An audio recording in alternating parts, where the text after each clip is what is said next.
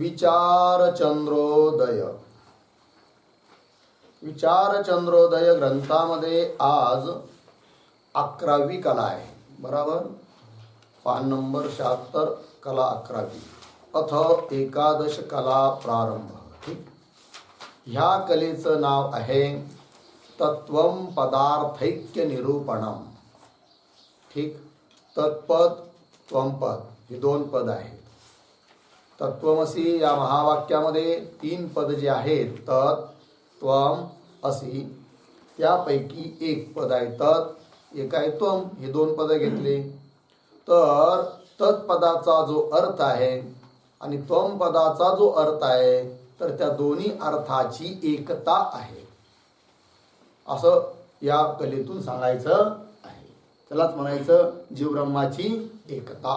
ठीक आहे. तर ह्या कलेचा पद्य भाग जो आहे तो आपण थोडासा लिहूया. इथं छापल्या नाही गेला तर लिहा. वाच्यरू लक्ष, वाच्यरू लक्ष लखी तत्त्वम पदा. तत्त्वम पद अर्धविराम. लक्ष दुहू कर, लक्ष दुहू कर एक दृढावै. एक दृढावै. एक पंक्ती झाली. दुसरी पंक्ती. भिन्न जू देशही, भिन्न जो देशही कालसु, कालसु वस्तुरू, वस्तुरू अर्धविराम. धर्म समेत,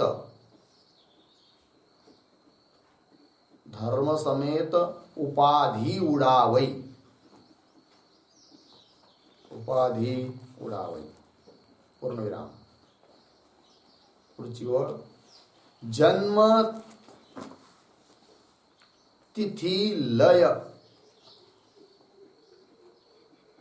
जन्म तिथी लय कारक मायिक, कारक मायिक अर्धविराम. जाननहार, जाननहार सभी जग भावै, सभी जग भावै पूर्णविराम. पुढची ओळ. ईश्वर वाच्य सु है, ईश्वर वाच्य सु है तत्पादही, तत्पादही अर्धविराम. ब्रह्म सु लक्ष,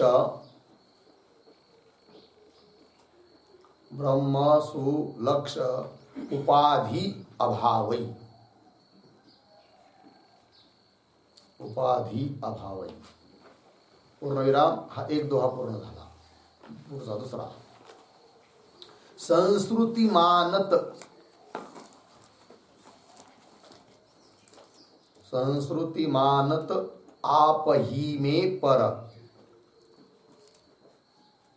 आप ही में पर अर्धविराम.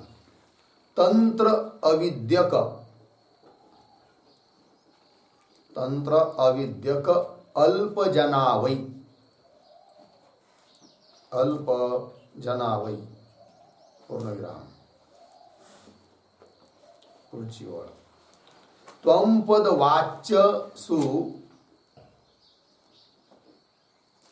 त्वंपद वाच्य सु जीव विवेचित, जीव विवेचित अर्धविराम. लक्ष सु साक्षी, लक्ष सु साक्षी उपाधि, उपाधि ढहावै, ढहावै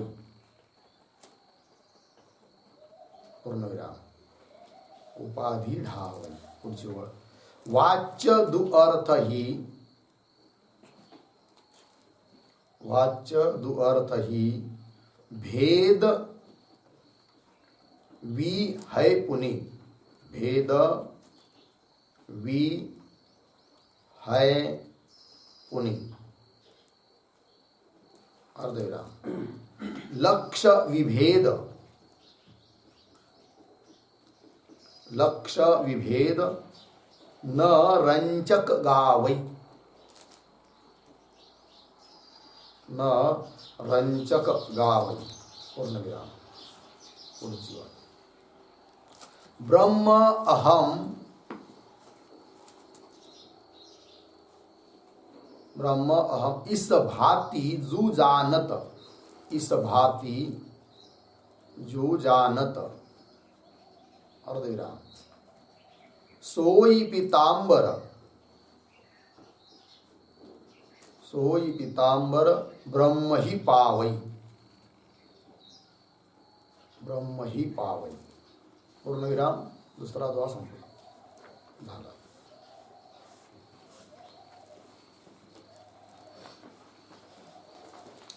उच्चारण करूया.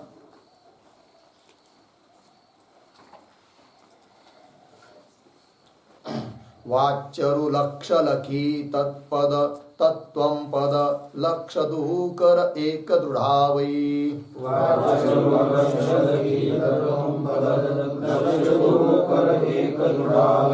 भिन्न जुदेशै काल सुवस्तुरु धर्म समेत उपाधि उडावै.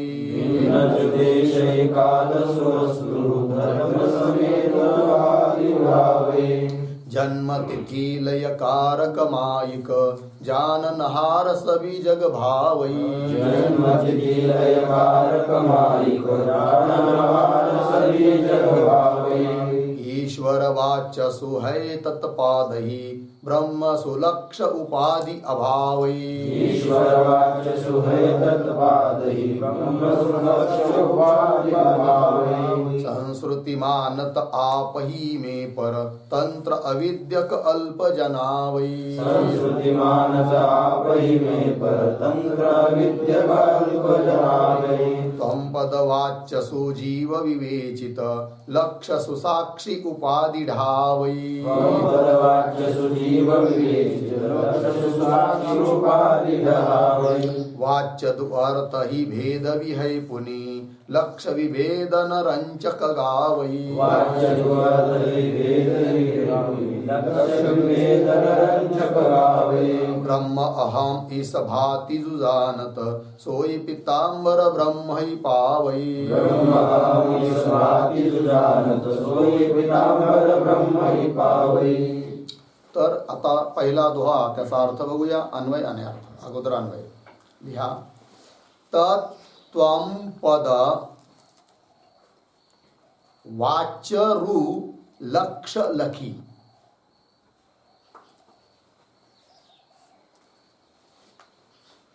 दुहूकर लक्ष एक दृढावै. पहिली ओळ झाली. खालच्या ओळीतल्या जू देशही,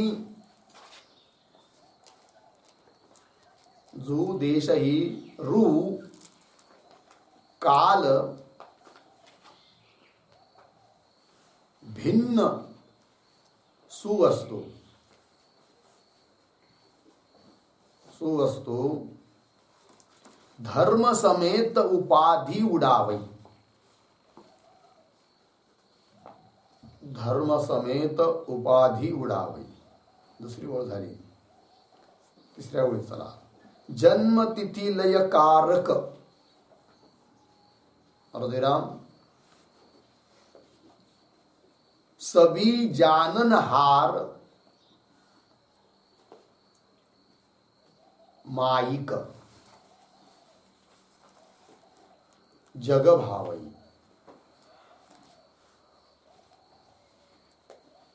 खालच्या वळी. सु ईश्वर तत्पादही वाच्य.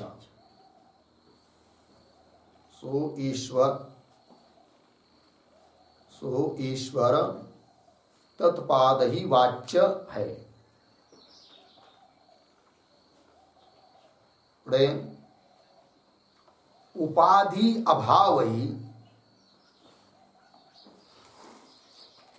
अभावई सु ब्रह्म लक्ष. झालं. अर्थ बघूया. तत्त्वम पद वाच्य रु लक्ष लगी. तर दोन पद आहेत, तत्पद त्वम पद. हे जे दोन पद आहेत ना, तत् आणि त्वम, तर यांचा एक वाच्यार्थ आहे आणि एक लक्षार्थ आहे. या दोन्ही पदाचा वाच्यार्थ काय आणि दोन्ही पदाचा लक्षार्थ काय हा लखी म्हणजे याचा विचार करावा. ठीक आहे, चिंतन करावं. मग चिंतन करून विचार करून पुढं काय सांगतात, दुहूकर लक्ष एक दृढावे. दुहूकर म्हणजे त्या दोन्ही पदांचं जे लक्ष आहे अर्थात लक्षार्थ, दोन्ही पदाचा जो लक्षार्थ आहे तो मात्र एक दृढावे, एकच आहे असा दृढ निश्चय करावा. एक दृढावे झालं. हा, एक दृढावई दुहूकर लक्ष एक दृढावे झालं. पुढच्या ओळीत चला. जू देशही रु काल भिन्न सुवस्तू धर्म समेत उपाधी उडावे. काय म्हणतायत की जू म्हणजे जो, देश, रु म्हणजे आणि, काल, देश काल यांच्या माध्यमाने भिन्न सुवस्तू, जो वस्तू भिन्न आहे, भिन्न सुवस्तू, ती वस्तू काय करावं तिला, तर ती वस्तू आणि तिचे धर्म समेत, धर्मसहित उपाधी उडावे. म्हणजे उपाधी आणि उपाधीचे धर्म, धर्मसहित उपाधी उडावे. उडावे म्हणजे उपाधीचा त्याग करावा.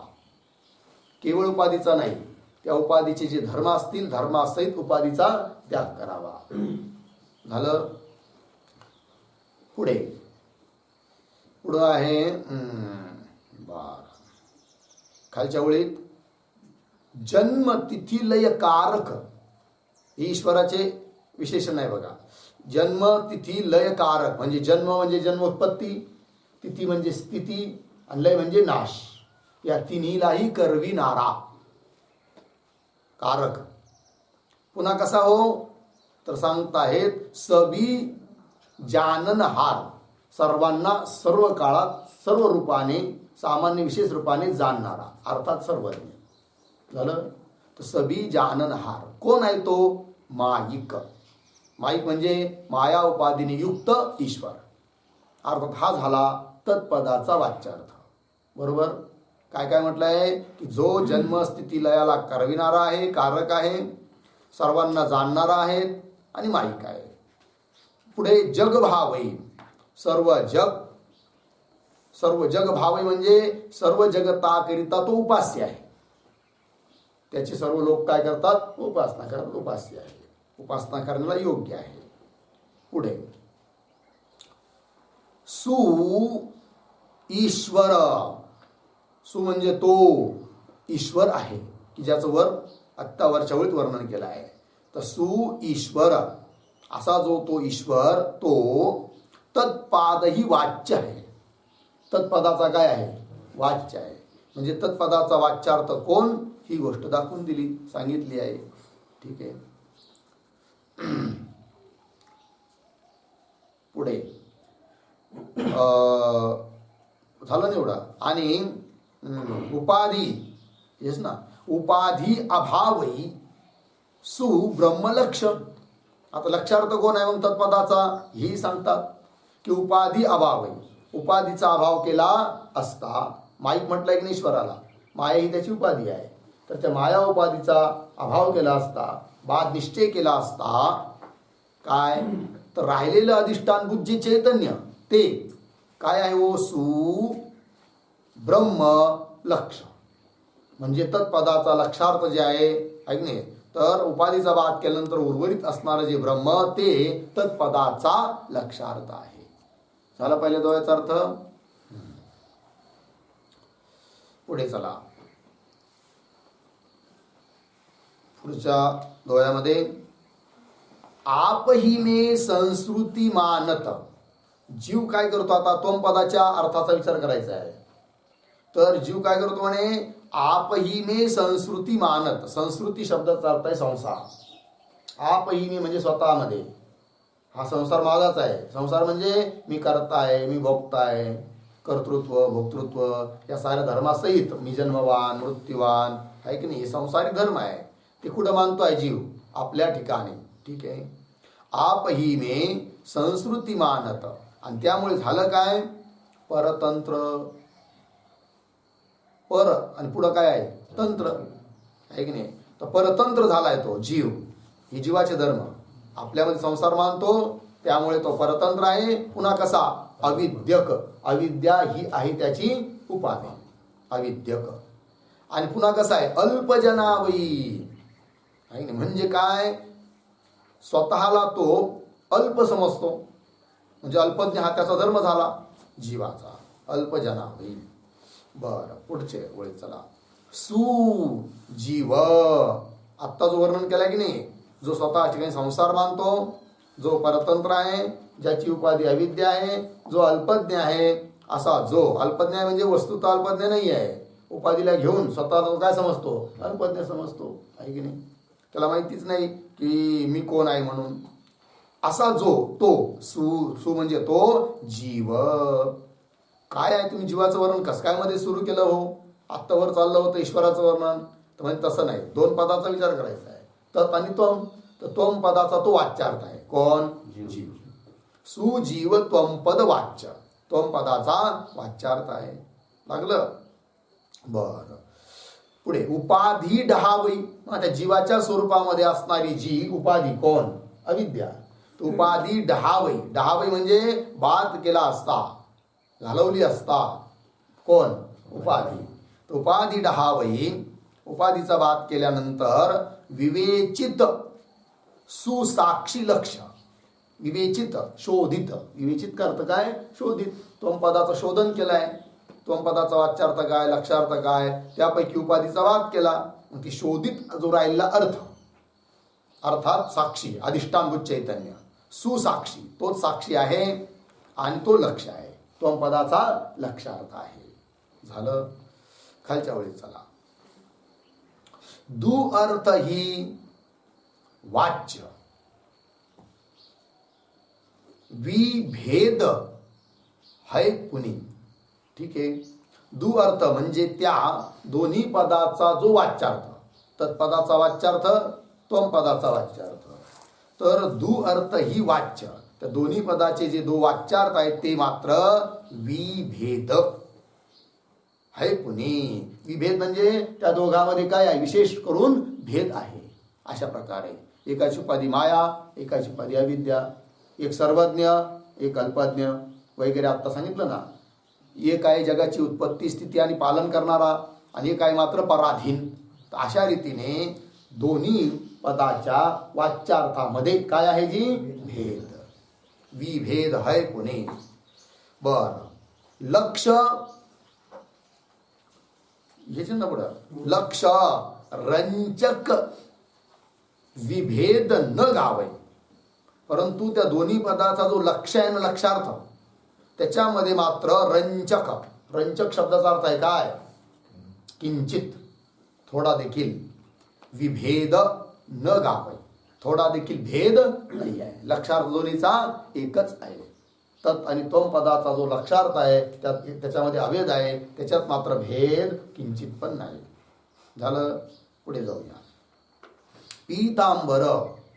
पीतांबर स्वामी म्हणतात, या ग्रंथाचे मूळ करते, ते म्हणतात की काय, तो अहम ब्रह्म इस भाती जो जाणत. आणि जो जीव, जो व्यक्ती, जो साधक, मैं ही ब्रह्म हूं इस भाती म्हणजे अशा प्रकारे जो जाणतो, सोयी तोच काय, ब्रह्म ही पावे. ब्रह्मस्वरूपाला प्राप्त होतो, म्हणजेच मोक्ष स्वरूपाला प्राप्त होतो. कोण? जो मी ब्रह्म आहे असा दृढ निश्चय स्वतःच्या बाबतीत करतो, उपाधीचा त्याग करून लक्षार्थाला घेऊन अभेद निश्चय केला आहे याने. झालं. चला, हे झालं द्वयांचा अर्थ. ठीक आहे. स्पष्ट झालं सारं. तर आता प्रश्न आहे 200 नंबरचा. काय प्रश्न आहे?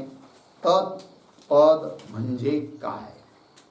आता ही कलाच तत् आणि त्वम पदाच्या अर्थाचा विचार करायला निघाली आहे. म्हणून प्रश्न केला गेला की तत्पद म्हणजे काय आहे? तत्पद हे कुठून आणलं तुम्ही तत्पद? आतापर्यंत आम्ही असं ऐकलंच नाही. तत् काय आहे? हा, राम, देवदत्त, यज्ञदत्त हे असे पद ऐकलेले आहे बा शब्द. पण हे तत् शब्द काय आहे बा सांगताय?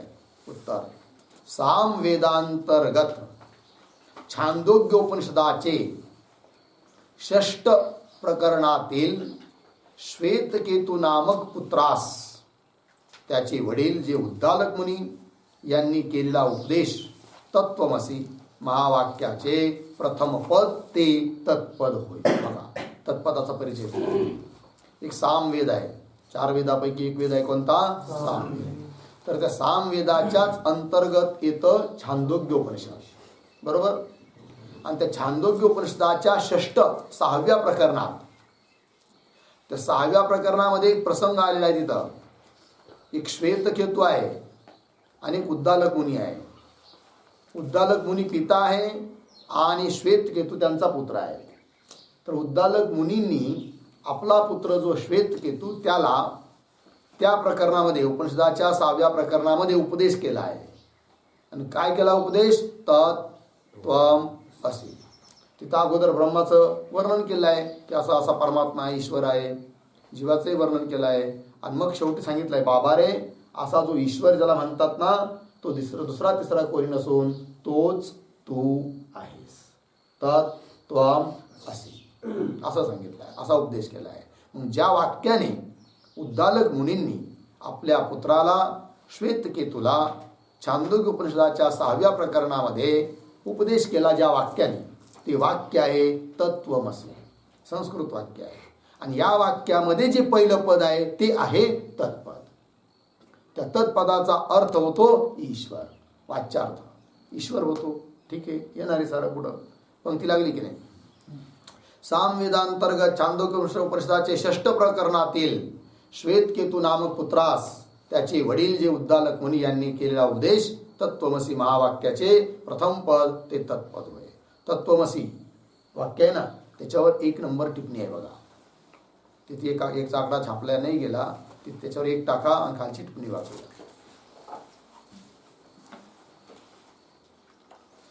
टिप्पणी बघा. या तत्वमसी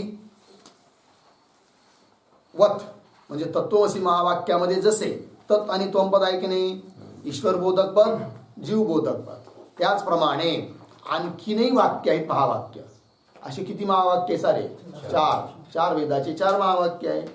तर जसं तत्वमसी महावाक्य आहे त्याप्रमाणे प्रज्ञानम ब्रह्म हे ऋग्वेदाचे महावाक्य होय. आहे की नाही? हे ध्यानात ठेवायचं, कोणत्या वेदाचं कोणतं महावाक्य आहे म्हणून.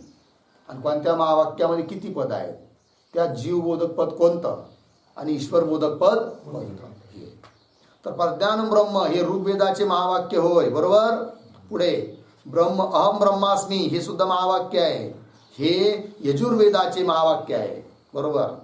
पुढे अयम आत्मा ब्रह्म हे अथर्ववेदाचे महावाक्य होय. झाले ना? 4 वेदाचे 4 महावाक्य आहेत. पुढे जो तत्पदाचा वाच्यार्थ ईश्वर आणि लक्षार्थ ब्रह्म सापडलं का? काय शब्द बरोबर आहे का? जो तत्पदाचे ना, तिथं काय तत्पदाचा, तर जेच्या ऐवजी जो तत्पदाचा वाच्यार्थ म्हणजे तत्पदाचा जो वाच्यार्थ आहे कोण आहे तो? ईश्वर.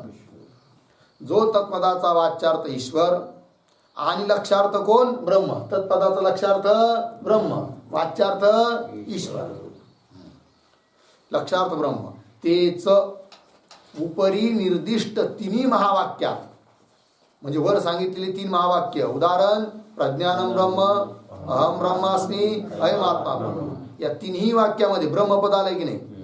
अहम प्रज्ञानम ब्रह्मामध्ये ब्रह्मपद आहे, अहम ब्रह्मास्मी मध्ये ब्रह्मपद आहे आणि अयम आत्मा ब्रह्म याच्यातही ब्रह्मपद आहे. बरोबर. मग म्हणे काय सांगतात? तेच उपरी निर्दिष्ट म्हणजे वर सांगितलेले तिन्ही महावाक्यात ब्रह्म शब्दाचा वाच्यार्थ व लक्षार्थ होय. बरोबर. काय कळलं? की तत्वमसी महावाक्यामध्ये तत्पदाचा जो वाच्यार्थ आहे आणि जो लक्षार्थ आहे तोच वाच्यार्थ आणि तोच लक्षार्थ बाकीच्या 3 महावाक्यातील ब्रह्मपदाचा आहे. बाकीच्या 3 वाक्यामध्ये महावाक्यामध्ये ब्रह्मपद आले की नाही, तर त्या ब्रह्मपदाचा वाच्यार्थ आणि ब्रह्मपदाचा लक्षार्थ तोच आहे जो तत्वमसी महावाक्यातील तत्पदाचा वाच्यार्थ आहे आणि लक्षार्थ आहे. बरोबर. पुढे चला. आता जे त्वम पदाचे वाच्यार्थ जीव आणि लक्षार्थ कूटस्थ साक्षी आहे. बरोबर. तेच उक्त 3 महावाक्यांतर्गत प्रज्ञानम अहम अयम अयम पद सहित आत्मा असं आहे. ते अयमच्या नंतर अर्धविराम आहे ना, तो काढून टाकला, अधिक झाला आहे. तर अयम पद सहित आत्मा या 3 पदांचा वाच्यार्थ व लक्षार्थ होय. बरोबर. बघा समजून घेऊया. तर तत्वमसी महावाक्यामध्ये दुसरं पद कोणतं आहे? त्वम. तर त्वम पदाचा जो वाच्यार्थ आहे, त्वम पदाचा जो लक्षार्थ आहे, तोच वाच्यार्थ आणि तोच लक्षार्थ बाकीचे जे 3 महावाक्य, त्या 3 महावाक्यामध्ये आलेले जे पद, कोणते पद? अहम पद आहे की नाही, प्रज्ञान पद, अहम पद, प्रज्ञानम ब्रह्मामध्ये प्रज्ञान पद. बरोबर. अहम ब्रह्मास्मी मध्ये अहम पद आणि अयम आत्मा ब्रह्म या वाक्यात अयम आत्मा हे दोन्ही घेऊन, दोन्ही मिळून समजायचं. ठीक आहे. अयम सहित आत्मा. तर या पदाचे तेच अर्थ आहेत. कोणते? की जे त्वम पदाचे वाच्यार्थ आहेत. त्वम पदाचा जो वाच्यार्थ आहे, त्वम पदाचा जो लक्षार्थ आहे, तोच प्रज्ञान पदाचा, अहम पदाचा आणि अयम सहित आत्मा पदाचा वाच्यार्थ आणि लक्षार्थ आहे. झालं. पहा पुन्हा वाचतो. त्यावेळी जे त्वम पदाचे वाच्यार्थ जीव आणि लक्षार्थ, जीव आणि लक्षार्थ कूटस्थ, कूटस्थ म्हणजे साक्षी. बरोबर. हा काय आहे? त्वम पदाचा लक्षार्थ आहे. कोण? कूटस्थ किंवा साक्षी ज्याला म्हणतात. आणि तेच उक्त 3, उक्त म्हणजे वर सांगितलेले तत्वमसीहून अतिरिक्त 3 महावाक्य, उक्त 3 महावाक्यांतर्गत जे पद आले, प्रज्ञान पद, अहम पद आणि अयम सहित अयम पद सहित आत्मा, या 3 पदांचा वाच्यार्थ व लक्षार्थ होय. झालं. आणि तत्वमसी या महावाक्यद्वारा, तत्वमसी या महावाक्यद्वारा ज्याप्रमाणे जीव ब्रह्माची एकता ध्वनित केली आहे, तद्वत या 3 महावाक्यांचे हृद्गतही तेच आहे. म्हणजे काय बरं? तत्वमसी महावाक्याने काय सांगितलं आहे? जीव आणि ब्रह्माची एकता प्रतिपादन केलेली आहे, ध्वनित केली आहे, प्रतिपादित केली आहे, निर्दिष्ट केलेली आहे. त्याचप्रमाणे तद्वत, तर तद्वत म्हणजे त्याचप्रमाणे 3 महावाक्याचे, 3 महावाक्य म्हणजे तत्वमसी महावाक्याला सोडून बाकीचे जे 3 महावाक्य आहे, त्या 3 महावाक्यांचं हृदगत म्हणजे अभिप्राय, तात्पर्य तेच आहे. काय? जीव ब्रह्माची एकता सांगण्यातच तात्पर्य आहे. तर 4 महावाक्यांचा एकंदरीत काय अर्थ? की जीव ब्रह्माचा अभेद, जीव ब्रह्माची एकता. झालं. चला पुढे. आता पुढचा प्रश्न आहे 201 नंबरचा. त्वम पद हे काय आहे? आता तत्पदाचा परिचय विचारला होता, तो परिचय दिला. त्याच्यानंतर तत् आणि त्वम पद, कारण या 2 पदाचाच काय करायचा आहे, या कलेत विचार करायचा आहे. मग तत्पदाचा परिचय झाला का कुठलं कसं आहे म्हणून. त्वम पद काय आहे याचाही परिचय विचारला प्रश्न नंबर 201 मध्ये. त्याचं उत्तर देत आहेत पहा. या तत्वमसी महावाक्याचे द्वितीय पद ते त्वम पद होय. बरोबर. आत्ता जे सांगितलं महावाक्य तत्वमसी सामवेदाचं, त्यामध्ये पहिलं पद आहे तत् आणि दुसरं पद आहे त्वम. म्हणून काही संभ्रमित व्हायचं कारण नाही की त्वम पद कुठून आलं म्हणून. आहे की नाही. तर तत्त्वमसी महावाक्यामधलंच दुसरं पद आहे कोण? चला पुढे प्रश्न आहे पुढचा 202. वाच्यार्थ व लक्षार्थ म्हणजे काय? अहो म्हणे या पदाच्या अर्थाचा विचार करायचा आहे, पण बार बार तुमचे शब्द येतात बा, ते काय आमच्या डोक्यावरून जातात, कळतच नाही. वाच्यार्थ आणि लक्षार्थ काय असतो, तो वाच्यार्थ काय असतो, तो लक्षार्थ जरा समजावून सांगा. कोण म्हणताय? पूर्वपक्षी म्हणजे प्रश्नकर्ता. ठीक आहे ना. पंक्ती वाच्यार्थ व लक्षार्थ म्हणजे काय? बरोबर सांगतात उत्तर. शब्दाच्या अर्थाशी, असं आहे की नाही, तिथं पाहिजे शब्दाचा अर्थाशी. ठीक आहे. बघा, शब्दाचा अर्थाशी जो संबंध त्यास शब्दाची वृत्ती म्हणतात. बरोबर आहे की नाही. आतापर्यंत आपण वृत्ती शब्द ऐकलाय की नाही. तो वृत्ती शब्दाने काय समजतो आपण? अंतःकरणाचा परिणाम. परंतु इथं वृत्ती शब्दाचा तसा अर्थ नाही आहे. काय अर्थ आहे मग वृत्ती शब्दाचा? तर बघा, पद शब्द आणि शब्दाचा अर्थ यांचा काहीतरी संबंध असतो, है की नाही. काय? शब्द आणि शब्दाचा अर्थ यांचा काय आहे? संबंध आहे. त्या संबंधाला इथं म्हणायचं काय? वृत्ती. म्हणजे संबंध असतो कशावरून? तर स्पष्ट आहे, जर शब्दाचा आपल्या अर्थाबरोबर संबंध नसेल तर त्या शब्दाने त्या अर्थाचा बोधच होणार नाही.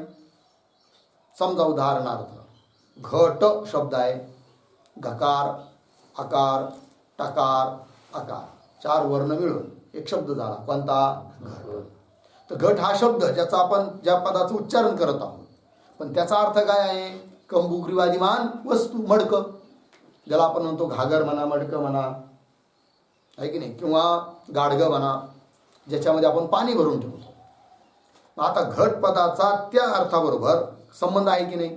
समजा संबंध नाही मानला, मग घट पदाने त्याच अर्थाचा बोध का व्हावा, आहे की नाही. मग घट पदाने जर घट पदाचा जर त्या अर्थाचा संबंध नाही, संबंध नसताही जर घट पद त्या अर्थाचा बोध करून देत आहे, तर घट ह्या पदाने पर्वत रूप अर्थाचाही बोध करून द्यावा. कारण घट पदाचा संबंध जसा घट अर्थाबरोबर नाही, तसा पर्वत अर्थाबरोबर कुठं आहे? पर्वताचाही बोध करून द्यावा, नदीचाही बोध करून द्यावा. पण असं करतं का? घटपद नाही करत. कुणाचा बोध करून देतं? कंबुग्रीवादिमान जो अर्थ आहे, ज्याच्यात पाणी भरून ठेवतो आपण, ज्याला मडकं म्हणतो, त्याचाच ज्ञान करून देतं घटपद. याचा अर्थ हा होतो की घटपदाचा त्या अर्थाबरोबर काहीतरी संबंध आहे, आणि जो संबंध त्यालाच म्हणतात इथं वृत्ती. झालं. म्हणजे पद आणि पदाचा अर्थ यांचा जो परस्परातला संबंध, त्याचं नाव काय आहे? वृत्ती. बरोबर. पंक्ती पहा. शब्दाचा अर्थाशी जो संबंध त्यास शब्दाची वृत्ती म्हणतात. बरोबर. आता पुढे ती वृत्ती 2 प्रकारची आहे. पण ती वृत्ती किती प्रकारची आहे? 2. कोण कोण? एक शक्तिवृत्ती व एक आहे लक्षणावृत्ती. बरोबर. 2 वृत्ती कळाल्या. शब्दाच्या वृत्ती किती प्रकारच्या आहेत? 2. कोण कोण? शक्तिवृत्ती, लक्षणावृत्ती. ठीक. पुढे पहा. शब्दामध्ये आता शक्तिवृत्ती म्हणजे काय आणि लक्षणावृत्ती म्हणजे काय हेही सांगावं लागेल. म्हणजे मग कळेल काय की शक्यार्थ काय आहे, वाच्यार्थ काय आहे आणि लक्षार्थ काय आहे. ठीक आहे. पुढे शब्दामध्ये अर्थ ज्ञान करण्याची सामर्थ्य रूपता आणि शब्द अर्थाचा जो साक्षात संबंध ती शब्दाची शक्तिवृत्ती होय. शक्तिवृत्ती म्हणजे काय हे सांगितलंय बघा. काय सांगतायत बघा. शब्दामध्ये अर्थ ज्ञान करण्याचं काय आहे? सामर्थ्य आहे. शब्द ऐकल्याबरोबर अर्थाचं काय होतं? ज्ञान होतं. म्हणजे समजा आपण कोणी काही बोललंच नाही तर काही अर्थाचं ज्ञान होईल का? परंतु बोलून सांगितलं की हो तुम्ही आता काय करा, आडसला जावा, असं असं काम करून यावा, सांगितलं तर शब्दानेच कळतं की नाही. तर शब्दामध्ये काय आहे? सामर्थ्य. जी आपल्या अर्थाचं ज्ञान करून देण्याचं सामर्थ्य आहे. कुणात? शब्दामध्ये. शब्दामध्ये अर्थ ज्ञान करण्याची जी सामर्थ्य रूपता आणि शब्द अर्थाचा जो साक्षात संबंध, साक्षात संबंध असून सामर्थ्य आहे अर्थाचं ज्ञान करून देण्याचं, आहे की नाही. तर शब्दार्थाचा जो साक्षात संबंध ती शब्दाची शक्तिवृत्ती होय. तिला काय म्हणायचं? शक्तिवृत्ती. शक्तिवृत्ती म्हणजे पदाचा अर्थाशी साक्षात संबंध आहे आणि अर्थज्ञान करून देण्याचं सामर्थ्य आहे पदामध्ये. तर सामर्थ्य हीच शक्ती म्हणा थोडक्यात. पदाच्या ठिकाणी अर्थज्ञान करून देण्याचं जे सामर्थ्य, त्या सामर्थ्यालाच म्हणायचं काय? शक्ती. त्या सामर्थ्याचं स्वरूप काय? शब्द अर्थाचा संबंध, साक्षात संबंध. हीच काय आहे मग? शक्ती. झालं. चला आता पुढे शक्तिवृत्तीने, पुढचा मुद्दा आ, शक्तिवृत्तीने जाणलेल्या अर्थाद्वारा शब्दाचा व अर्थाचा जो परस्पर संबंध असा आहे की नाही, तिथं परस्पर नको आहे, परंपरारूप संबंध. परंपरारूप संबंध, ती शब्दाची लक्षणावृत्ती होय. लक्षणावृत्ती म्हणजे काय हे सांगितलंय बघा. अर्थ बघूया. शक्तिवृत्तीने जाणलेल्या अर्थाद्वारा, शक्तिवृत्तीने एखादा अर्थ जाणलाय आणि त्या अर्थाच्या माध्यमातून अन्य दुसऱ्या कोणत्या तरी अर्थाबरोबर त्या शब्दाचा जो संबंध, त्याला म्हणतात लक्षणावृत्ती. ध्यान द्या. शक्य संबंधो लक्षण. बरोबर. शक्ती, शब्दाच्या शक्तिवृत्तीने एखाद्या अर्थाचं ज्ञान झालं, त्या अर्थाला नाही घ्यायचं. आता त्या अर्थाच्या माध्यमातून त्याच्या संबंधी दुसऱ्या अर्थाचं ग्रहण, दुसऱ्या अर्थाचा संबंध, त्याला म्हणायचं काय? लक्षणावृत्ती. बरोबर. पंक्ती पहा काय दिलंय. शक्तिवृत्तीने जाणलेल्या, उदाहरणाने स्पष्ट होईल, उदाहरण सांगूया. तर शक्तिवृत्तीने जाणलेल्या अर्थाद्वारे, त्या अर्थाच्या माध्यमातून शब्दाचा व अर्थाचा जो परंपरा संबंध, त्या परंपरा संबंधालाच म्हणतात काय? ती शब्दाची लक्षणावृत्ती होय. समजा उदाहरणार्थ पद आहे गंगा. काय पद आहे? गंगा. गंगा भागीरथी आपण जाणतोच ना. गंगा पद, गंगा एक विशेष पवित्र नदीचं नाव आहे गंगा. तर गंगा ही आहे पद आहे, शब्द आहे. त्याचे दोन अर्थ, एक वाच्यार्थ आणि एक काही लक्षार्थ. तर गंगा पदाचा वाच्यार्थ कोण? त्या गंगा नदीचा प्रवाह. त्याला दुसऱ्या भाषेत म्हणतात काय? भगीरथ. रथ खाता व छिन्न जलप्रवाह. भगीरथ राजाने नदी आणली, ती भगीरथ आहे की नाही, स्वर्गामधून गेला, बिचारा तपश्चर्या केली आणि गेला भगवंताकडं, सांगितलं गंगेला चल म्हणून. भगवंता ती काही येत नव्हती, भगवंताची आज्ञा नाही म्हणून भगवंताची आज्ञा प्राप्त केली आणि यायला तयार झाली. कोण? गंगा. पण ती म्हणाली मी नेमकी कुठं येऊ? ते मला पत्ता ॲड्रेस द्या ना, नेमकं कुठं उतरू मी जमिनीवर, स्वर्गातून आणायची आहे तिला. मग त्या राजाने सांगितलं, भगीरथ राजाने, काही हरकत नाही, मी रथामध्ये बसलो आहे, माझा रथ पुढे पुढे चालेल आणि माझ्या रथाचे चाक आहे ना, त्या चाकाने जे खाचे पडतील, त्या खाच्याच्या माध्यमातून तू माझे मागं ये, जसा जसा मी रथ पुढे नेईन. भगीरथ रथ खाता, त्या रथाने झाले जे खाचे, आणि त्या खाच्यामध्ये असलेला जो प्रवाह, जलाचा प्रवाह, त्याला म्हणतात काय? गंगा. थोडक्यात गंगा पदाचा अर्थ प्रवाह. काय झाला अर्थ? प्रवाह. हा झाला शक्यार्थ, आहे की नाही. गंगा पदाचा शक्यार्थ काय? प्रवाह. पण कधी कधी शक्यार्थावर काम चालत नाही, आहे की नाही, संगती बसत नाही अर्थाची, आणि म्हणून मग घ्यावा लागतो लक्षार्थ. पण तो कसा घ्यावा लागतो मग? तो शब्दाचा जो शक्यार्थ आहे ना, त्याच्या द्वारा, त्याच्या माध्यमातून त्याला मध्ये धरून दुसऱ्या अर्थाचं ग्रहण करावं लागतं, तेव्हा तो होतो लक्षार्थ मग, आहे की नाही. जसं समजा एखाद्याने सांगितलं का हो गवळ्याचं घर कुठं आहे किंवा झोपडी गवळ्याची कुठं आहे, सांगितलं गंगायाम घोष. घोष म्हणजे अभिरवल्ली, त्या गवळ्यांचा वाडा किंवा गवळ्यांची झोपडी. गंगेवर गवळ्याचा वाडा आहे. आता गंगेवर गवळ्याचा वाडा आहे, गंगा शब्दाचा अर्थ काय? प्रवाह. आणि त्या प्रवाहावर वाडा किंवा झोपडी राहू शकते का? नाही राहू शकत. कसं काय आता अर्थबोध कसा होणार? तर गंगा पदाचा शक्यार्थ कोण? प्रवाह. आणि त्या प्रवाहाच्या द्वारे, प्रवाहाच्या माध्यमातून त्याच्या संबंधीचं ग्रहण करायचं तीर, तट, काठ, नदीचा तट. मग तट अर्थ सुद्धा झाला गंगापदाचा. तर परंतु गंगापदाचा अर्थ जो प्रवाह तो झाला शक्यार्थ, वाच्यार्थ, शक्तिवृत्तीने घेतला गेला. शक्तिवृत्तीने ज्या अर्थाचा बोध होतो त्याला म्हणतात शक्यार्थ, त्यालाच म्हणतात वाच्यार्थ. वाच्यार्थ शक्यार्थ एकच आहे, बरोबर. आणि जो वाच्यार्थ आहे त्याच्या माध्यमातून त्याच्या संबंधीचं जे ग्रहण केलं जातं तो झाला काय, लक्षार्थ. मग गंगापदाचा लक्षार्थ कोण इथं, प्रवाह, सॉरी तीर. गंगापदाचा लक्षार्थ कोण आहे, तीर, तट. आहे की नाही. शक्यार्थ कोण, प्रवाह, त्याच्या द्वारा त्याच्या संबंधीचं ग्रहण झालं की नाही, संबंध झाला की नाही, परंपरा संबंध झाला. गंगापदाचा साक्षात संबंध प्रवाहाबरोबर आणि त्याचा संबंध तटाबरोबर, मग परंपरा संबंध झाला की नाही, याला म्हणायचं लक्षणावृत्ती. झालं. पंक्ती पहा. शक्तिवृत्तीने जाणलेल्या अर्थाद्वारा शब्दाचा व अर्थाचा जो परंपरा संबंध ती शब्दाची लक्षणावृत्ती होय. सापडलं. पुढे जाऊया. त्यामध्ये शक्तिवृत्तीद्वारा जो अर्थ जाणला जातो आहे की नाही त्यासच शक्यार्थ अथवा वाच्यार्थ म्हणतात. पंक्ती पहा जरा. शक्तिवृत्तीद्वारा, शक्तिवृत्तीच्या माध्यमाने जो अर्थ जाणला जातो त्यासच, त्यासच म्हणजे त्या अर्थासच शक्यार्थ, पण कसाचा एक शब्द लिहा तिथं, त्यासच शब्दाचा, शब्दाचा असं लिहायचं, शब्दाचा शक्यार्थ अथवा वाच्यार्थ म्हणतात. बरोबर.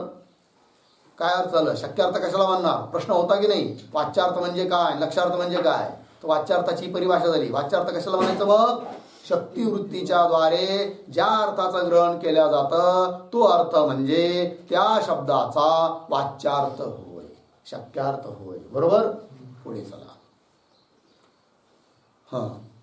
आ मध्ये लक्षणावृत्तीद्वारा जो अर्थ जाणला जातो तो शब्दाचा लक्षार्थ होय. लक्षणावृत्तीच्या द्वारे, लक्षणावृत्ती म्हणजे शब्दाचा परंपरा संबंध, शब्दाचा शक्यार्थाद्वारा जो परंपरा संबंध, त्या परंपरा संबंधालाच म्हणतात लक्षणावृत्ती. आणि त्या लक्षणावृत्तीने ज्या अर्थाचं ग्रहण होतं तो अर्थ म्हणजे लक्षार्थ. झालं जी. बघा. लक्षणावृत्तीद्वारा जो अर्थ जाणला जातो तो शब्दाचा लक्षार्थ होय. बरोबर. गंगापदाचा वाच्यार्थ कोण, प्रवाह. बरोबर. नक्की. पुढचं सांगा.